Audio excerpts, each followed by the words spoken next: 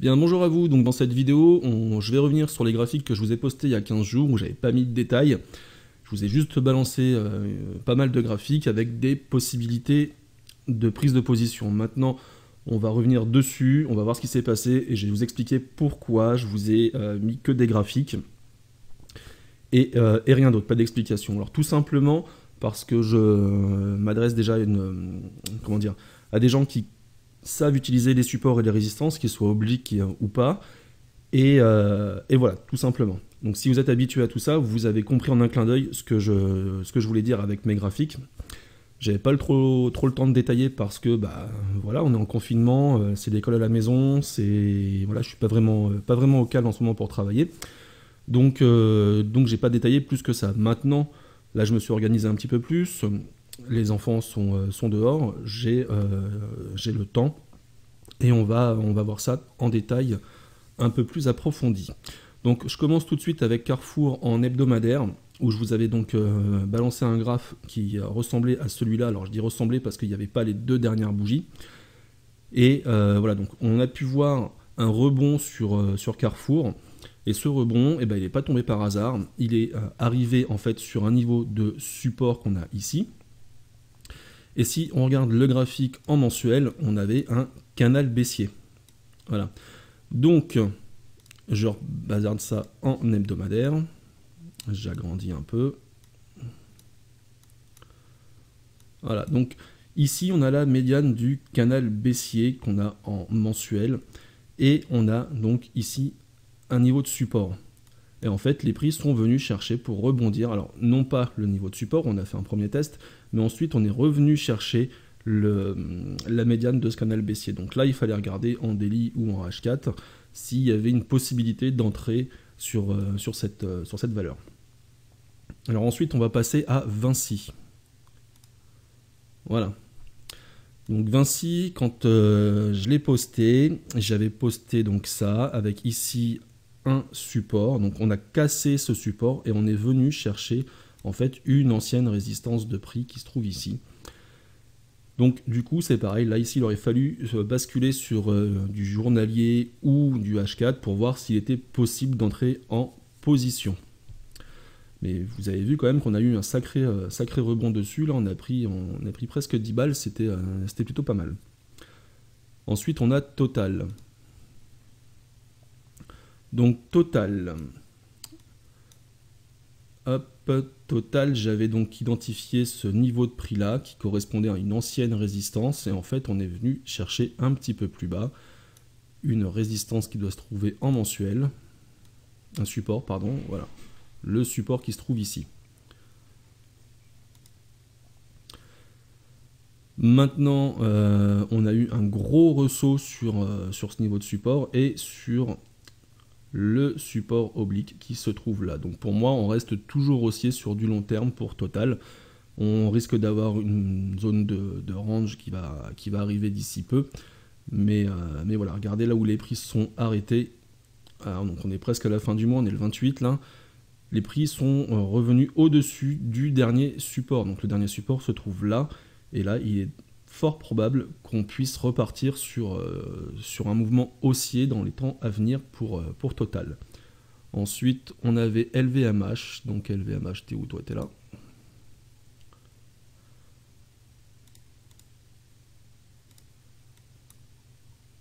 Voilà. Donc LVMH, j'avais pas ce cadre jaune quand j'ai posté la vidéo. J'avais simplement ce support oblique haussier et regardez, on est venu dessus et on a rebondi.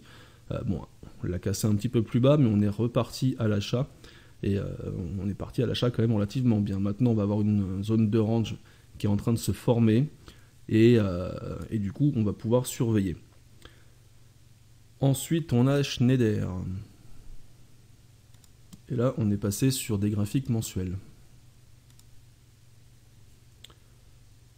Voilà, donc quand j'ai posté, on devait être à peu près ici. Non, on était un petit peu plus bas, on devait être quelque part par là. Non, c'est n'importe quoi. On était pile poil ici, et regardez, on avait un joli canal haussier, et on est venu chercher, encore une fois de plus, le support dans ce mouvement haussier. Donc c'est plutôt intéressant. Ensuite, on a Safran, on y repassera plus tard. On a Hermès. Hermès qui se trouve là. La même punition. Un canal haussier avec un support qui a été touché 1, 2, 3, 4 fois. Et là, on a bien rebondi dessus. Donc, il fallait surveiller ça en hebdo ou en daily. Voilà, donc en hebdo, on a un joli avalement. Et peut-être qu'en daily, on avait quelque chose de plus sympa. Non, on n'avait rien de vraiment plus sympa en daily. Donc on va rester sur l'avalement en hebdomadaire. Ensuite, on a Pernod Ricard. Pernod Ricard, ben voilà, je vous avais identifié donc un niveau de support qui était ici. Et on est venu le chercher pour rebondir dessus. Donc on va regarder là, ici. Non. On va regarder ici, en daily. Non, il n'y avait rien qui m'inspirait. Ensuite, on avait Publicis Group. Donc, tu es là. Voilà, donc j'avais identifié cette zone de support où les prix avaient commencé à attaquer. Et si on regarde ça sur de l'hebdomadaire, voilà, là, ici, on a peut-être quelque chose qui nous dit de prendre à l'achat, d'autant plus qu'on a une belle survente et c'est pas impossible. On va regarder en daily ce qui se passe. Ouais, non.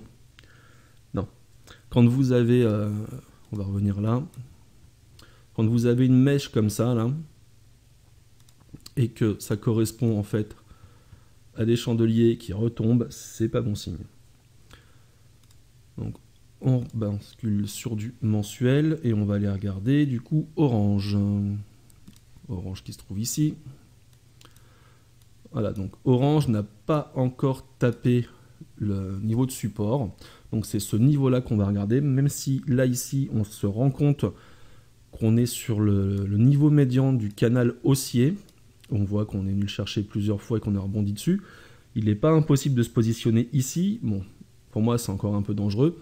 Même si on est en survente au niveau des stochastiques, on faudra faire très attention tant qu'on n'est pas venu le chercher ici et rebondir ici. Donc il faut attendre vraiment d'aller chercher le support. Donc là on est sur Orange, on va chercher L'Oréal. Donc L'Oréal, et bien voilà, hein. Comme tout à l'heure, un canal haussier, des points de contact qui indiquent que ce canal est relativement costaud, il tient, et on a rebondi dessus tout simplement. Bon, on est en survente, ok, mais si on regarde dans l'ensemble, on est globalement en survente, pas tout le temps, mais une grosse partie du temps, donc la survente ne fait pas peur à L'Oréal. Donc là c'est pareil, il aurait fallu basculer sur un graphique mensuel ou journalier, pas mensuel pardon, excusez-moi, sur un graphique hebdomadaire ou un graphique journalier pour prendre position. Ensuite on a Arcelor.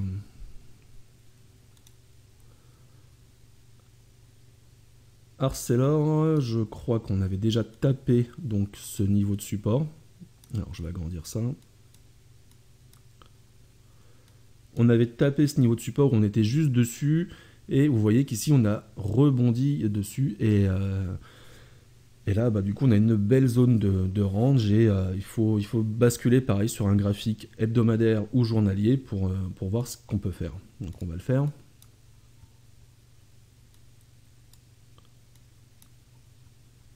Voilà, donc moi celui-là je ne l'ai pas pris. Donc on avait ce canal baissier, et regardez, une petite bougie d'hésitation ici, suivi d'une bougie verte. On est en survente, on est sur le bas donc du canal baissier, on est sur la borne du range. Pour moi il n'est pas impossible de rentrer en position pour aller chercher donc au moins le niveau médian du canal baissier, voire peut-être la Kijun, voire encore mieux le haut du canal baissier, pardon. Ensuite Michelin. Michelin, t'es là. Donc Michelin, on n'était pas arrivé encore sur ce niveau de support. Et vous voyez qu'on a bien rebondi dessus.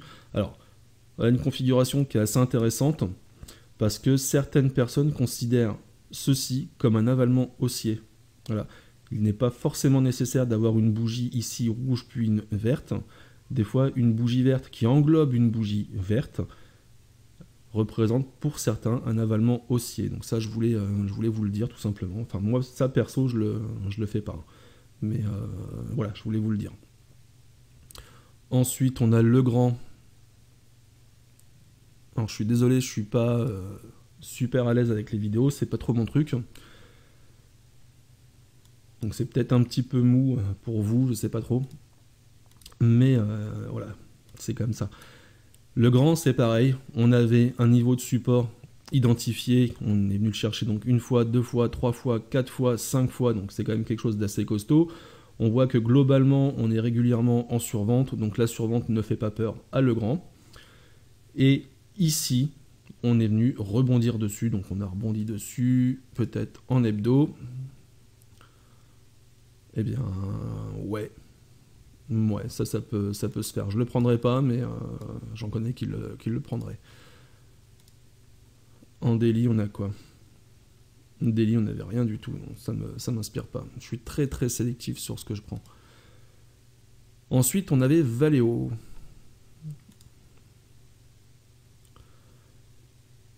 Donc Valeo, en mensuel, on était pile poil sur ce niveau-là. Sur mon niveau de support des 13,45. Et vous voyez qu'on a rebondi dessus. Alors, voilà. Donc là, c'est pareil. Vous avez vu la mèche, là, ici, on est bien en survente. Mais on a une grosse mèche, donc on va aller voir ce qui s'est passé en daily. Donc la grosse mèche daily indique plutôt une vente. Voilà, une bougie d'hésitation, une petite bougie verte, mais on n'a pas réussi à clôturer au-dessus de la bougie d'hésitation, et en plus derrière, on repart à la vente. Donc là ici, c'est pas bon, faut pas. Enfin moi je le prendrai pas. Vous faites comme vous voulez, mais moi je le prendrai pas. On a Total. Donc Total, j'avais identifié ce niveau de support oblique et cette résistance. Ce support, je dis résistance parce que c'est marqué résistance là, mais c'est fait automatiquement ça. Donc voilà, on est venu chercher non pas que le support oblique, mais également le niveau de support horizontal que j'avais tracé à 20,85 €. Et donc là, du coup, on va aller tout de suite voir en daily ce qui s'est passé. Voilà, là en daily, on aurait pu faire quelque chose et puis clôturer. Non, on n'aurait pas clôturé encore, même si on est sur un repli qui jaune. J'attendrai de voir si on a une bougie rouge qui nous indique plutôt qu'on va partir sur de la vente et je prendrai mes bénéfices après. Si j'avais pris sur Total, je ne l'ai pas pris. Ensuite, on a NJ. Donc NJ en mensuel. Donc NJ en mensuel, on était un petit peu plus haut. Que je dise pas n'importe quoi, on devait être à peu près par là. Et on est venu, on a rebondi pour l'instant sur un niveau de support qui se trouve juste ici, on a cette bougie-là. Donc on a encore de la marge pour aller chercher le support qui se trouve juste en dessous. Donc on va attendre. Pardon. Ensuite, on a Capgemini. T'es où toi? Ici. Donc Capgemini, j'avais trouvé donc ce niveau de support assez intéressant, étant donné qu'on est venu le chercher plusieurs fois.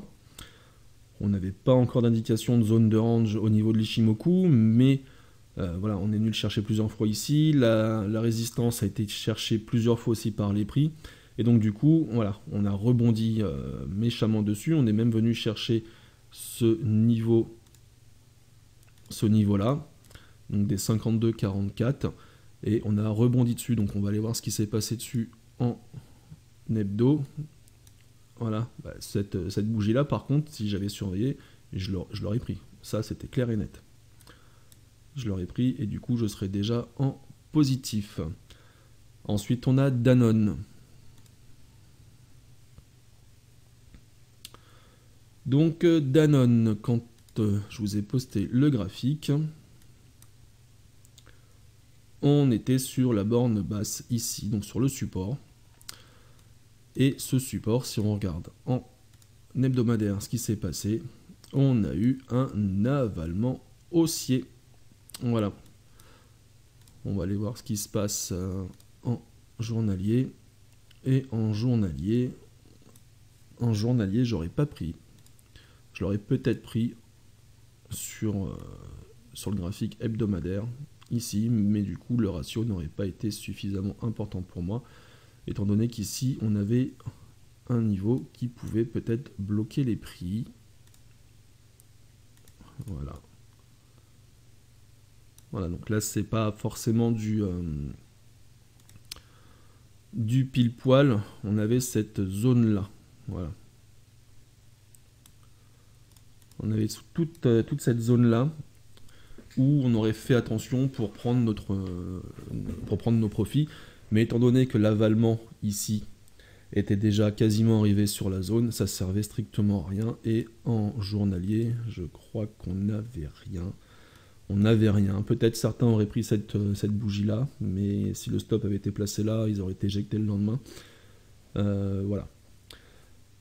Maintenant, on va passer sur Safran.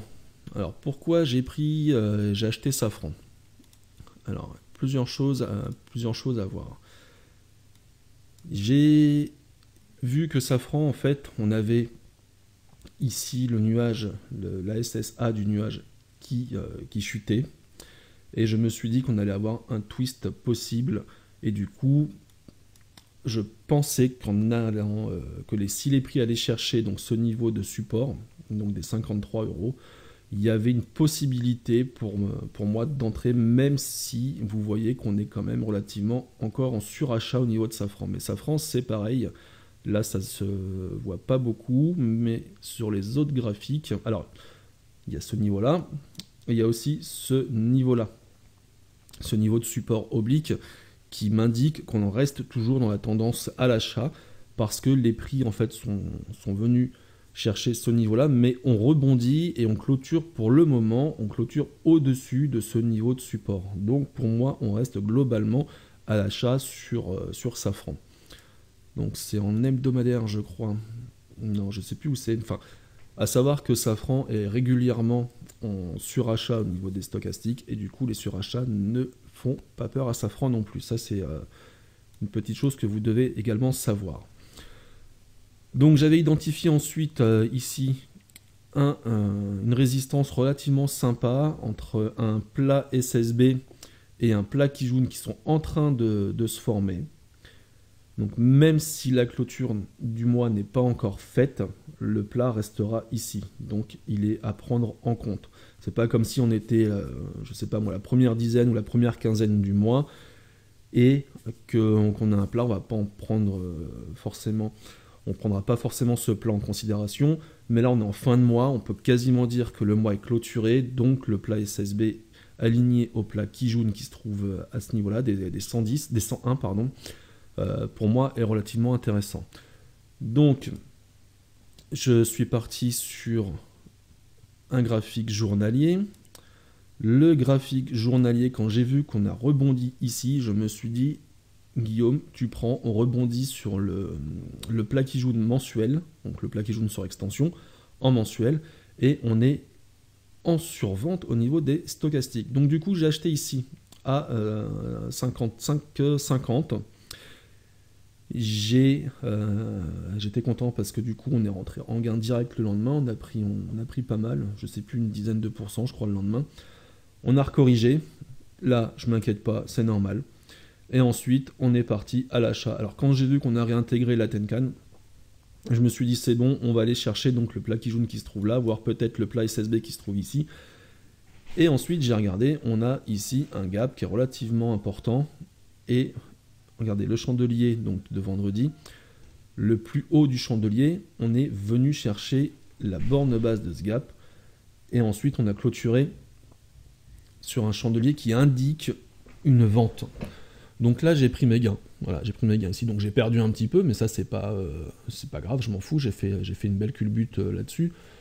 Pour tout vous dire, j'ai mis à peine 800 balles sur Safran. Et du coup, on a pris un peu plus de 500 €. Donc voilà, entre ici le 19 et le 27, en moins de 10 jours, j'ai pris 500 balles, je suis assez content de moi. Donc voilà. Et puis si on va regarder sur le graphique H4, parce que j'aime bien affiner quand c'est Safran, si j'affine là, eh bien je me rends compte qu'ici, en fait, les prix n'arrivent pas à réintégrer le nuage. On a fait 1, 2 et presque 3 tests au niveau du nuage, et on est en survente. Donc pour moi, ici, il était important de clôturer ma position pour prendre mes profits. Alors j'ai pas tout clôturé, j'en ai pris la moitié, je laisse courir le reste, parce que pour Safran, je pars sur du long terme. Parce que en mensuel, on reste globalement haussier. Donc voilà.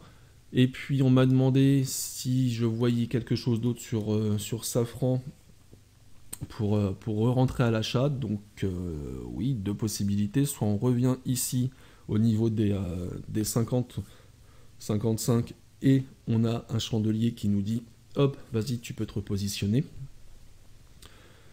Soit il faut attendre, du coup, alors j'ai trop de résistance ici, de support, pardon, hop là, oui, donc voilà, c'est ça, soit ici, parce que là, ici, on a le twist qui n'est pas encore arrivé, donc il va arriver soit le mois qui arrive, soit le mois prochain, donc soit au mois de mai, peut-être au mois de juin, et du coup, peut-être que le SSB va chuter et que le support sera ici. Voilà, sera au niveau des 40 €. Donc moi, tant qu'on n'est pas descendu sous les 40 €, en fait, je m'inquiète absolument pas. Donc voilà, donc si on se bazarde en daily, voilà, donc on va attendre de voir ce qui va se passer ici au niveau des 50-55 €. Et ensuite, on ira regarder ce qui se passe au niveau des 39, des 40 €. Donc voilà. En long terme, sur Safran, on est haussier. En court terme, donc en daily, on est plutôt baissier. Écoutez, si vous avez des questions, quoi que ce soit, n'hésitez pas. Vous avez des commentaires qui sont juste en dessous de la vidéo. Je me ferai un plaisir de vous y répondre. Je vous remercie de la patience que vous avez de m'avoir écouté pendant une vingtaine de minutes, parce que je ne suis pas du tout habitué à faire des vidéos comme ça. Et puis voilà, et puis n'oubliez pas qu'un marché qui est en crise nous empêche pas de prendre des positions à l'achat, de voir des opportunités de se placer, et puis comme je vous l'ai dit dans l'article, le malheur des uns fait le bonheur des autres, c'est comme ça que ça marche et dans tous les domaines. Merci et à bientôt.